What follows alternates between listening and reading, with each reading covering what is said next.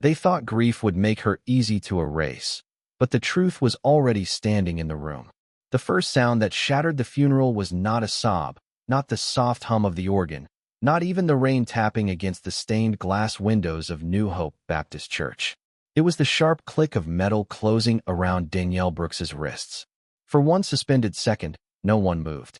The choir in the front pew froze with their hymn books half open. A little boy near the aisle looked up at his mother as if waiting for her to explain why two uniformed officers had just stepped into the holiest moment of a family's sorrow and turned it into something cold, public, and impossible to forget. Danielle had been standing beside her father's casket, one gloved hand resting lightly on the polished wood, her face still with the kind of pain that had moved beyond tears. She wore a simple black dress, a wool coat still damp from the February rain, and a small gold cross at her throat. Nothing about her invited suspicion. Nothing about her asked for a scene. And yet Officer Ryan Mercer approached her like he had been waiting all morning for this exact moment. His jaw set, his voice low enough to sound controlled and loud enough for the front half of the sanctuary to hear. He told her she needed to come with him. He said there were questions about missing church funds. He said it in that practiced tone people use when they want humiliation to sound official. Danielle turned her eyes toward him slowly, not startled, not pleading, just tired in a way that seemed older than the day itself.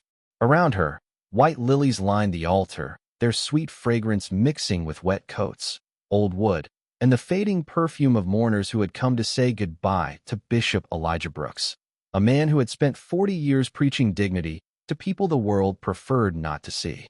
Outside, the parking lot glistened under a gray Virginia sky. Inside, the air had gone thin. Some people lowered their heads. Some stared. A few lifted phones with guilty hesitation, not because they wanted to record pain, but because something in them already knew this was wrong. Officer Kyle Benton moved to Danielle's other side and asked for her bag. Mercer repeated the accusation, this time with more edge, as if grief itself were an inconvenience to him. The words theft and investigation drifted across the pews like smoke. Danielle's mother gave a broken little gasp from the front row, and one of the deacons rose halfway to his feet before another man pulled him gently back down. Danielle did not resist. She did not raise her voice. She only glanced once at the casket, then at the congregation, and something in that look made the room more uneasy than any protest ever could have. It was not fear. It was not shame. It was the terrible calm of someone who had expected the storm to arrive and had dressed for it anyway. Mercer reached for the dark leather bag at her side and opened it in plain view of the mourners. A Bible, a set of car keys, a folded pair of reading glasses, a sealed manila envelope, a small silver flash drive. His hand paused just long enough for people to notice. Danielle finally spoke, her voice quiet, steady, and almost swallowed by the rain. My father knew this would happen, she said. And just like that, the silence in the church changed. The silence that followed Danielle's words did not feel empty. It felt loaded, like the air inside New Hope Baptist Church had suddenly become too heavy for anyone to breathe without thinking about what they had just witnessed. Officer Ryan Mercer held the silver flash drive between two fingers as if it were nothing more than another item in a routine search, but the pause in his expression gave him away. He had expected panic. He had expected excuses. He had expected tears and confusion and maybe even the kind of public breakdown that would make the crowd turn on her without needing any help. What he had not expected was composure. What he had not expected was a woman standing beside her father's casket, wrists restrained, speaking with the calm certainty of someone who already knew the ending. Danielle kept her eyes forward, not on Mercer, not on the people in the pews, but on the polished bronze handles of the casket that held Bishop Elijah Brooks, the man half the city had come to honor. He had baptized children in that church, buried grandparents from that same pulpit, marched through hard years with nothing but faith, discipline, and a voice strong enough to make people stand straighter just by hearing it. Even now, with his photograph framed beside white roses near the altar, it felt impossible that his funeral had become the stage for something so ugly. In the third row, an older woman pressed a tissue to her mouth and whispered, "Lord have mercy." A few heads nodded, but nobody said anything louder. Grief had already made them fragile. Shock had made them still. Officer Kyle Benton shifted awkwardly at Danielle's side. eyes flicking from the envelope to Mercer and back again. He looked younger up close than he had from the aisle, young enough to still recognize when something felt wrong, but not yet brave enough to say it. Mercer slipped the envelope under one arm and glanced toward the front doors, where rain blurred the world outside into a gray wash of moving shadows and headlights. He cleared his throat and announced that Danielle Brooks was being taken in for questioning in connection with financial misconduct involving church charitable accounts. The words landed hard, not because people believed them, but because they had been spoken aloud in a room built for prayer and mourning. A murmur passed through the sanctuary, low and unsettled. Danielle's mother, Loretta Brooks, sat frozen in the front pew with both hands clenched around a handkerchief in her lap, her face drained of color. Beside her, Deacon Samuel Price looked as if every muscle in his body was fighting the urge to stand and intervene. Danielle finally turned, only slightly, enough to look at her mother with a softness that did not match the steel in the rest of her posture. It was a daughter's glance, quiet and full of protection, as if even now she was trying to shield her family from one more wound. Then the church doors opened again. Cold air slipped into the sanctuary, and with it came attorney Naomi Ellison, still carrying a rain-speckled briefcase and wearing the expression of someone who had walked into exactly what she had feared. She stopped halfway down the aisle when she saw the handcuffs, the open bag, the flash drive in Mercer's hand, and Danielle standing beside her father's casket like grief itself had been put on trial. For a moment Naomi said nothing. Her gaze moved from Mercer to Danielle, then to the sealed envelope tucked beneath the officer's arm. When she finally spoke, her voice was not loud, but it cut through the room with stunning precision. "Do not move that envelope, officer," she said. "It does not belong to you." Naomi Ellison did not hurry down the aisle, and that made her presence even more arresting. She moved with the kind of deliberate control that came from years inside courtrooms, where one misplaced word could ruin a life and one well-timed sentence could stop a room cold. Her dark navy coat was still beaded with rain, and the leather briefcase in her hand looked worn at the corners, the way things do when they have been carried through too many urgent mornings and too many late nights. She stopped beside the front pew, close enough to Danielle to be seen with her, but not so close that anyone could mistake the distance between legal restraint and personal grief. Her eyes rested briefly on Bishop Elijah Brooks's casket, and something in her face softened before it hardened again into purpose. Officer Ryan Mercer squared his shoulders and tried to recover the confidence that had slipped from him the moment she spoke. He asked her to identify herself. He said this was an active investigation. He said if she interfered, she could be held accountable. Naomi gave him a look so calm it felt sharper than anger. She told him her name, her title, and the fact that she represented the Brooks family in all estate, trust, and records matters connected to Bishop Brooks's final directives. Then she asked him, in a voice steady enough for the congregation to hear, whether he had a warrant for the envelope in his possession or for the private memorial effects he had just removed from Danielle's bag during a funeral service. Mercer did not answer right away. The hesitation was small, but in a quiet church, even a second of silence could sound like doubt. Danielle stood motionless beside the casket, her wrists still restrained, but there was a shift in the room now. People who had been shrinking into the pews began to lift their heads. Deacon Samuel Price rose slowly this time and did not sit back down. Loretta Brooks pressed a trembling hand to her chest, eyes fixed on Naomi, as if she were watching the first crack appear in a wall that had looked immovable just moments ago. Mercer finally said the church had reported concerns about missing charitable funds and that Danielle Brooks was a person of interest. Naomi asked which church official had made that report. Again he paused. Again the pause spoke louder than his answer. In the rear pews, whispers began to move like wind through dry leaves. Not loud, not chaotic, just enough to signal that the crowd was no longer leaning in Mercer's direction. Naomi stepped closer, extending one hand toward the envelope without raising her voice. She said that envelope had been prepared under attorney supervision, sealed in Bishop Brooks's presence, and designated to be opened only under specified conditions. She added that if Mercer had touched its contents without legal authority, he was no longer preserving evidence. He was compromising it. Officer Kyle Benton's face changed first. The uncertainty that had hovered around him since the arrest now settled into something heavier. He glanced at the envelope beneath Mercer's arm, then at Danielle, then toward the casket, and for the first time, he looked less like an officer securing a suspect and more like a man realizing he had stepped into someone else's script. Danielle finally turned her head toward Naomi. The two women did not exchange a dramatic glance. They did not need to.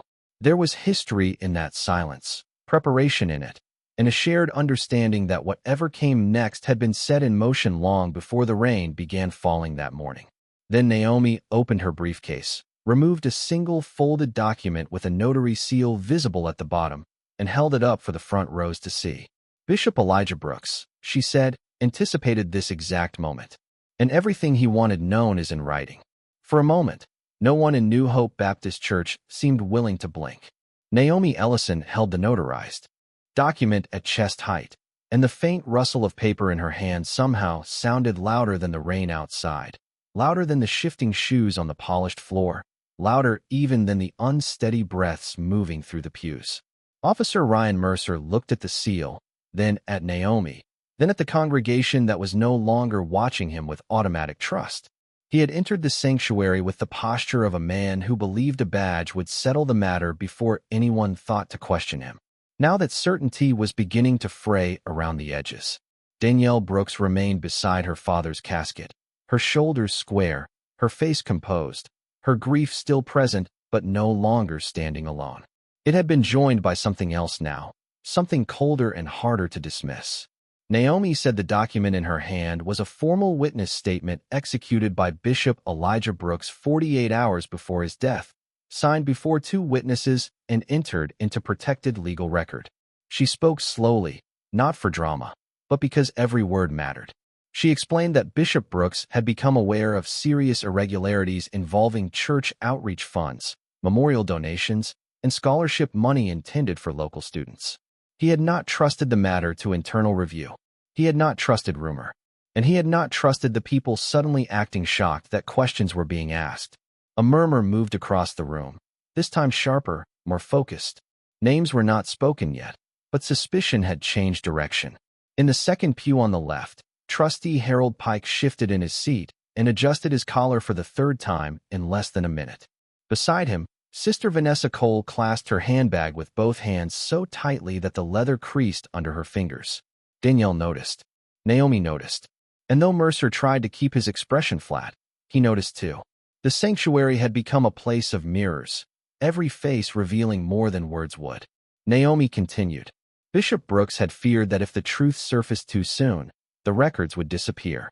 So he had entrusted specific materials to Danielle, not because she was merely his daughter, but because she was the one person he believed would not be intimidated into surrendering them before the right moment. That was why the sealed envelope had been placed in her care. That was why the flash drive had remained with her. And that was why she had said her father knew this would happen. Danielle lowered her eyes for a brief second, and in that small movement the whole church seemed to understand that this was not improvisation. This was burden.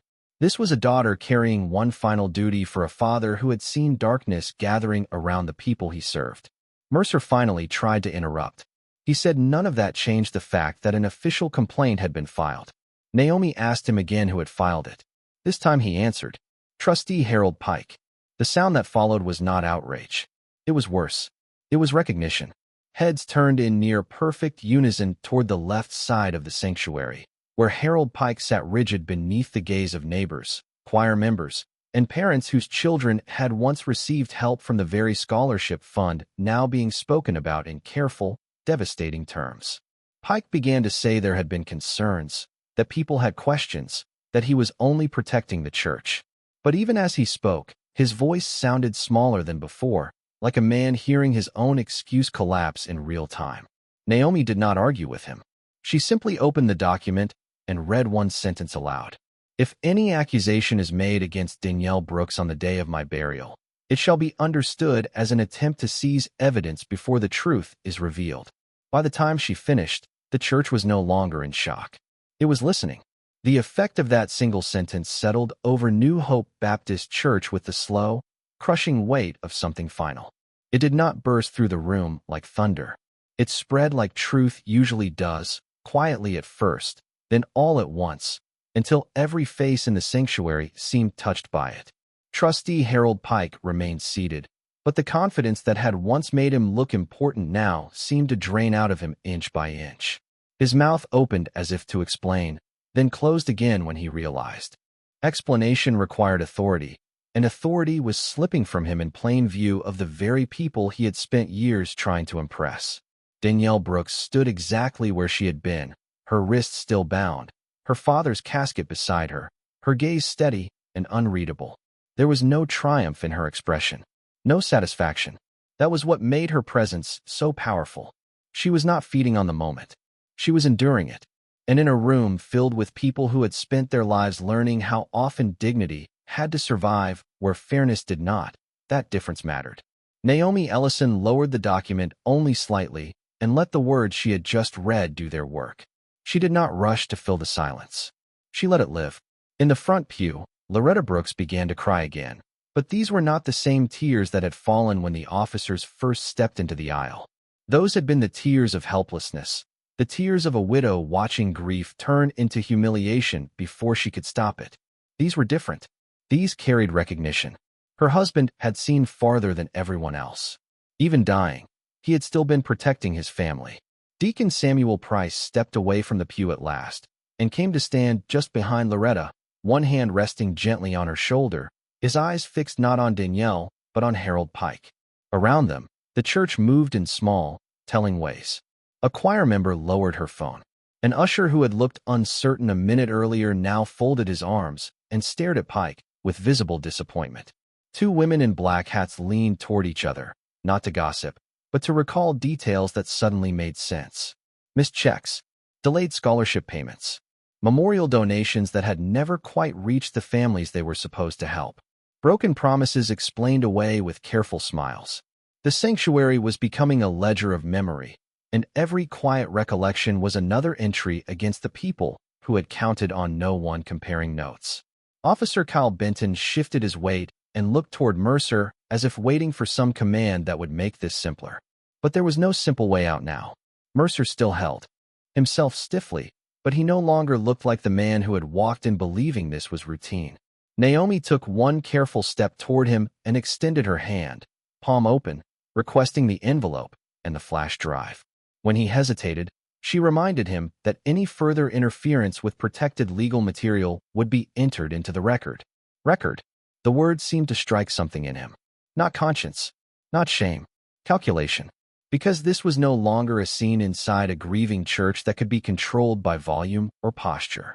It was becoming something official, something traceable, something with names, times, witnesses, and consequences. Danielle finally looked at Mercer, and when she spoke, her voice was soft enough that the room had to lean into it. "My father did not leave me money," she said. "He left me proof." Those 7 words moved through the sanctuary like a bell tone after a prayer. Harold Pike looked down.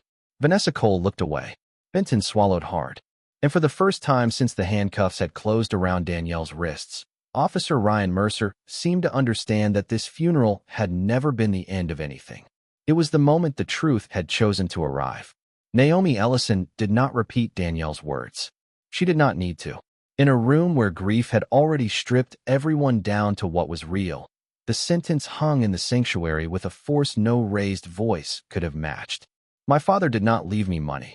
He left me proof." The rain continued tapping at the stained glass windows, soft and steady, while inside New Hope Baptist Church every small sound seemed suddenly sharpened. A cough in the back row, the creak of an old pew, the faint hum of the heating vents above the choir loft. Officer Ryan Mercer looked down at the envelope and flash drive in his hands as if they had gained weight. They had, not physically, but in the way truth always does once it becomes visible. Naomi held out her hand again, patient now, certain. This time Mercer gave her the flash drive first. Then, after a pause that felt twice as long as it was, he surrendered the envelope. The moment his fingers let go, something changed in the room. It was subtle, but unmistakable. The illusion of control had shifted sides. Naomi passed the flash drive to a young church sound technician named Isaiah, who had been standing near the piano all morning managing the memorial slideshow.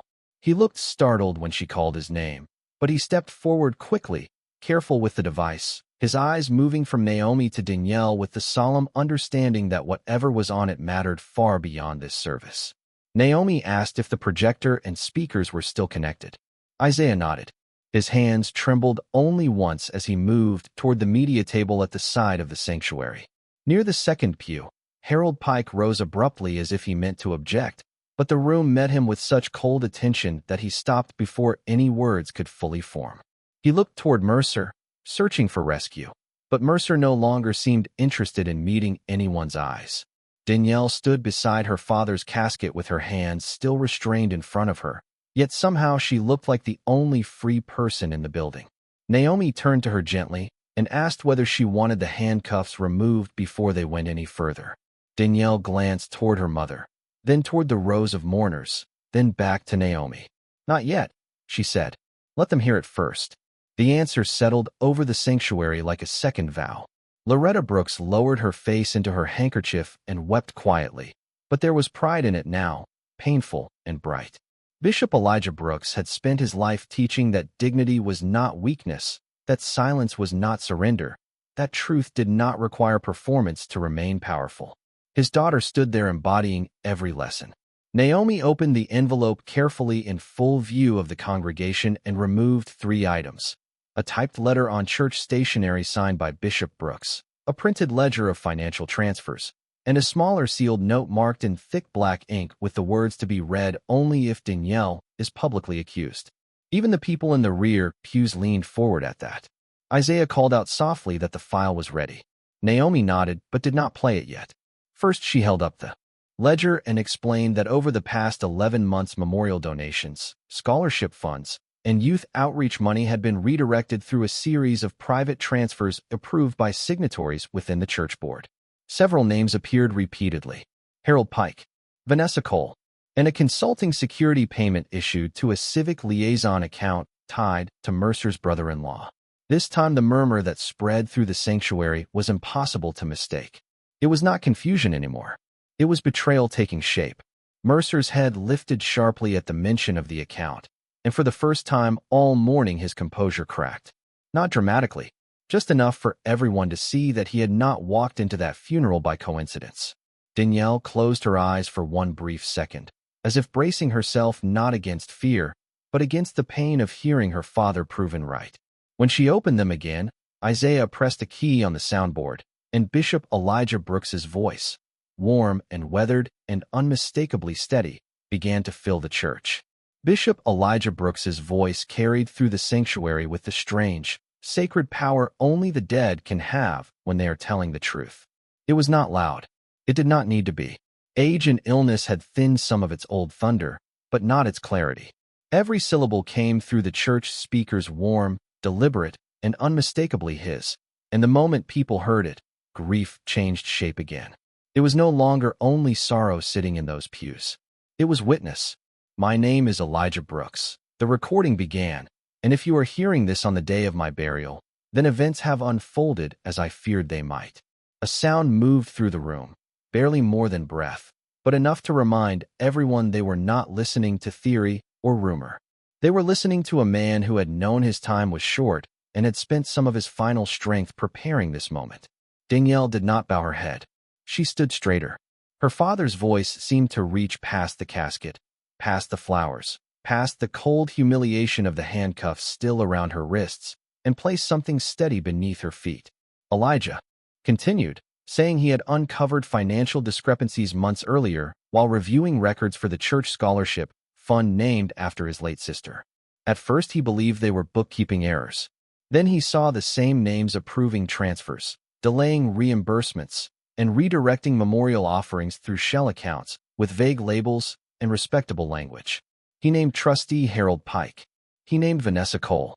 Then he paused, and in that pause the entire church leaned in. Finally, he said there had also been outside assistance, someone willing to use official pressure to frighten people away from asking the wrong questions. A liaison through local law enforcement. A favor for a favor. A warning dressed up as procedure. Officer Ryan Mercer did not move, but everyone saw it now. The tension in his jaw. The stiffness in his shoulders. The way his eyes no longer scanned the room like a man in command, but fixed ahead like a man calculating how much was already lost. On the recording, Elijah said he had considered taking everything public immediately, but he knew the records might disappear and his daughter might be targeted before the truth could be secured. So he worked with attorney Naomi Ellison to create a chain of custody, duplicate the files, and place one final instruction in Danielle's care. If they come for her publicly, he said, it is because they are afraid of what she carries privately. Loretta Brooks let out a trembling cry at that, quiet but impossible not to hear, and Deacon Samuel bowed his head with one hand covering his eyes. Naomi said nothing. She stood beside Danielle like a guardrail, letting Elijah finish what he had started. The recording continued. If anyone tries to disgrace my daughter on the day this church lays me to rest, know this, she is not the thief in the room. She is the witness. The effect was immediate and devastating. Harold Pike sank back into the pew as though the wood beneath him had given way. Vanessa Cole pressed both hands against her mouth. In the rear rows, people who had entered the service grieving a pastor now found themselves staring at a conspiracy that had chosen the wrong day to expose itself. Danielle's eyes glistened, but her expression did not break. She had likely heard the recording before. That was not what shook the room. What shook it was hearing the dead name the living with such calm certainty. Elijah's voice softened near the end. Danielle, if this finds you standing where I pray it never does, remember what I taught you. Truth does not rush. Truth does not beg. Truth stands. The speakers fell silent after that. No organ. No rain. No whisper. Even the church seemed to stop breathing. And in that heavy, perfect stillness, Officer Kyle Benton stepped toward Mercer, looked once at Danielle's restrained hands, and said the words no one in the sanctuary had expected to hear from another uniform that morning. Sir, I think we need to call this in. The words hung in the sanctuary long after Officer Kyle Benton said them. Sir, I think we need to call this in.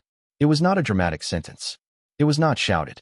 But in a room that had already watched one version of authority walk in and try to define reality for everyone else, those words felt like the first honest thing a uniform had offered all morning.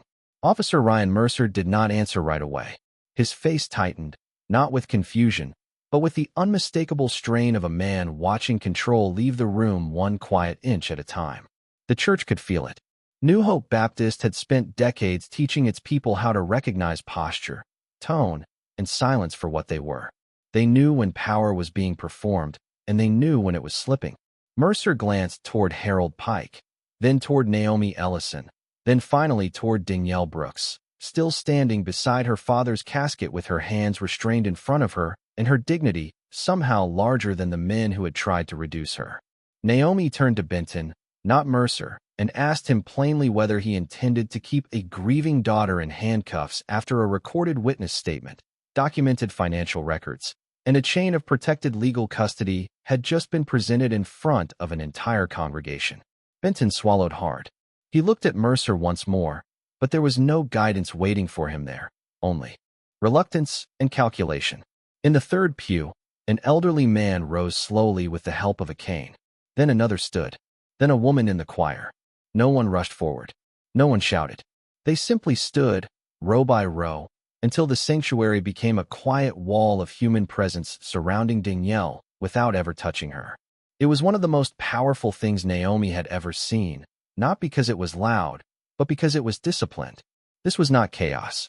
This was a community refusing to let shame finish what deception had started. Loretta Brooks remained seated in the front pew, tears moving silently down her face, one hand pressed to her heart. But when Danielle looked toward her, Loretta lifted her chin with the fragile strength of a mother telling her daughter, without words, to stay standing. Isaiah remained by the sound table, the final echo of Bishop Elijah Brooks's voice still seeming to vibrate through the wooden beams and stained glass. Harold Pike had stopped trying to speak at all. Vanessa Cole stared at the floor as though the grain of the wood might somehow open and swallow the morning whole. Naomi asked one more time for the restraints to be removed. This time it was Benton who reached for the key. Mercer stopped him with a sharp look, but the look arrived too late. Benton had already made his choice.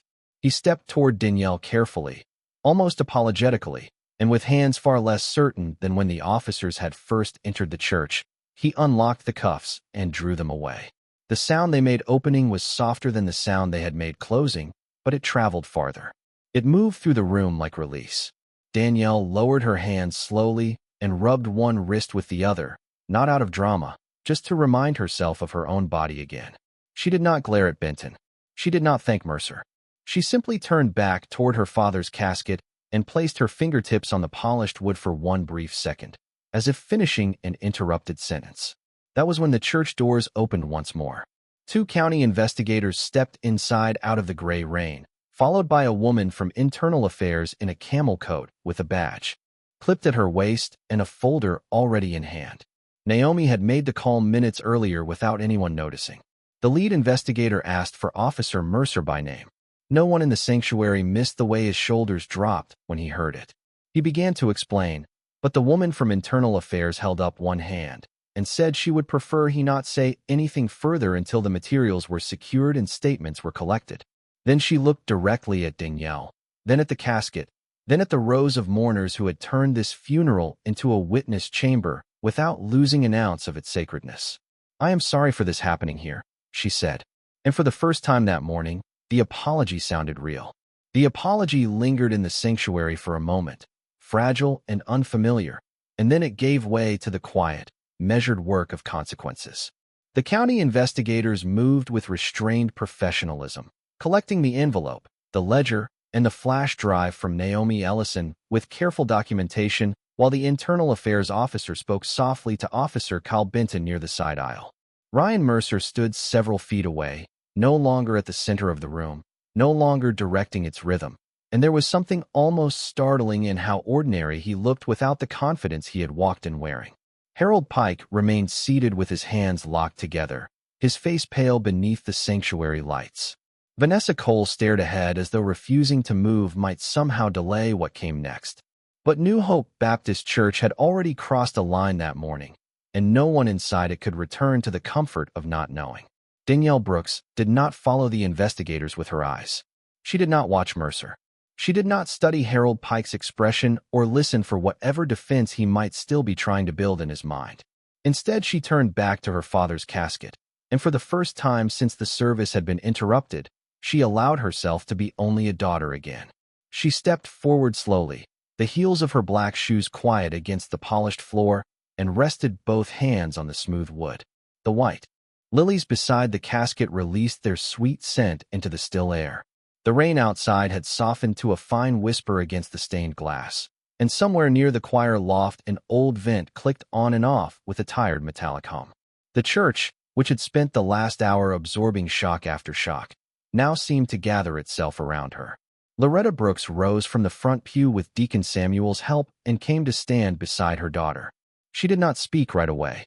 She simply reached for Danielle's hand, and the 2 women stood together in front of Bishop Elijah Brooks, as if reclaiming a moment that had been stolen from them and setting it back where it belonged.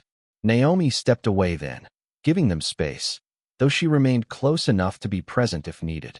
In the rear pews, some people bowed their heads. Others wiped their eyes. A few looked toward the front with the solemn understanding that they had not only attended a funeral that day, they had witnessed a reckoning. After a long silence, Danielle drew in one careful breath and began to speak, not to the investigators, not to the officers, not even to the congregation, but to the man in the casket before her. She thanked her father for teaching her that grace was not weakness. She thanked him for showing her that respect was something you carried inside yourself long before the world decided whether to offer it back. She said she had wanted to lay him to rest with peace, not with interruption, but that maybe he had known peace without truth was only another form of silence. Her voice trembled once, just once, and then steadied again. She said he had always warned her that some people would mistake calm for surrender, mourning for vulnerability, and kindness for permission. But he had also told her that truth did not need to chase anyone. It only needed a door left open long enough to enter. Several people in the pews began to weep openly then, not from despair, but from the release that comes when dignity survives public humiliation and stands taller because of it. The internal affairs officer waited near the entrance, hat in hand now, no longer intruding on the moment. Even Mercer lowered his gaze. Danielle leaned slightly closer to the casket, her fingertips brushing the edge one last time, and when she spoke again, The words were quiet enough to belong to grief and strong enough to outlast everyone in the room. "They came here to bury the truth with you, Daddy," she said. But all they buried today was their own lie. No one answered. No one needed to. The church bell outside began to ring, low and steady through the damp Virginia air, and as its sound rolled over the sanctuary, the crowd stood in complete silence, not forced into it by fear, but stilled by the weight of what truth had finally made impossible to deny.